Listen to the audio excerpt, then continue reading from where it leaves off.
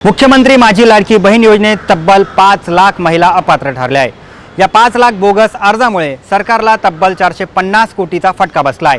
नमस्कार, मी सलमान शेख आणि आपण पाहताय एबीपी माझा। माझी लाडकी बहीण योजनेच्या अर्जाची पडताळणी सुरू असून योजनेच्या निकषात न बसणाऱ्या लाभार्थ्यांना यातून वगळण्यात येत आहे। यात प्रामुख्याने संजय गांधी निराधार योजनेच्या लाभार्थी असणाऱ्या आणि वयाची 65 वर्ष पूर्ण केलेल्या आणि कुटुंबातील सदस्यांची नावे 4 चाकी गाडी असणाऱ्या महिलांना वगळण्यात आले आहे। सरकारने विधानसभा निवडणुकीच्या तोंडावर कोणतेही निकष न लावता ज्या महिलांनी या योजनेसाठी अर्ज केले होते त्यांना सरसकट 1500 रुपये दिले होते। या योजनेसाठी 2,63,00,000 महिलांनी अर्ज केले होते। त्यापैकी 2,41,40,00,000 महिला पात्र ठरल्या आहेत, तर अद्याप 11 लाख अर्जाची छाननी बाकी आहे। तर आतापर्यंतच्या छाननीमध्ये 5 लाख बहिणी अपात्र ठरल्या आहेत। यामुळे राज्य सरकारला तब्बल 450 कोटींचा फटका बसला आहे। पण अपात्र लाडक्या बहिणींकडून पैसे परत घेणार नसल्याचं महिला व बालविकास मंत्री अदिती तटकरे यांनी स्पष्ट केलंय। सरकारच्या या निर्णयाबाबत तुम्हाला काय वाटतं आम्हाला नक्की कळवा आणि जास्तीत जास्त लोकांपर्यंत हा व्हिडिओ शेअर करा आणि पाहत रहा एबीपी माझा।